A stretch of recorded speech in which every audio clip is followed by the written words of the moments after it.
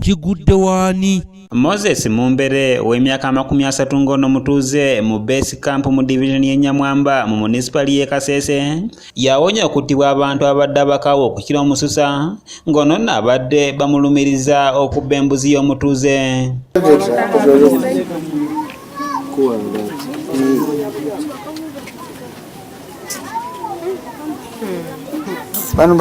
Kitegerekese ng'ono abadde yeegulidde erinnya mu kubba ebisolo bya waka naddala embuzi era olumulabye nayo batandikiddewo okumuligita emigobante wamu n'amayinja okutuusa lwataasiddwa abakuumaddembe.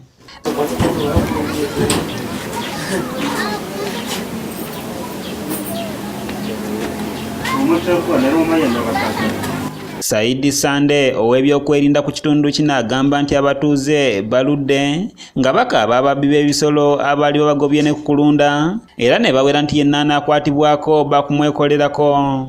Ngira namakuobuba erirangira bakahamba omwibi mu kipindi kyetu kandi twabiriwunza obutuukirirwa ku 23 paka ku 25 nahatya munabure ni 30 kyekiro kyotwamarangira bakahamba omwibi mu area ye bitu sitwetwama muhamba.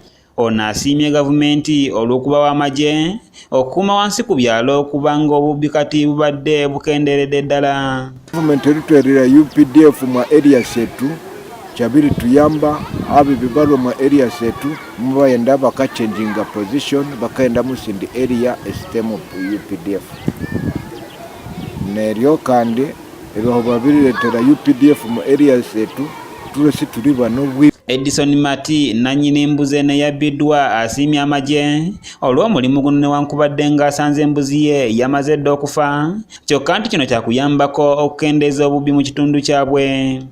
Namu abamanyitarara ngwemba niye bamagulaki bamahamba y'omumwibi mwenga tushaikaho kwenene eneyo kwenumi binyabukulaki yabiritayo hambaya biriringira kwa bikoba biritukayo beni yabiriko bama bakango bakamuita musoma. Okusinziira ku mukwate babadde basatu wabula abalala ne bamalamu omusubi era bo tebakwatiddwa.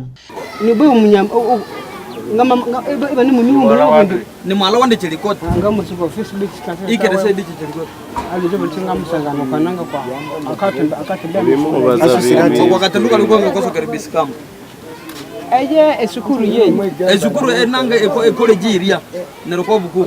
Ono atunnyonnyodde engeri gye badde bategesemu olukweru obubbi buno.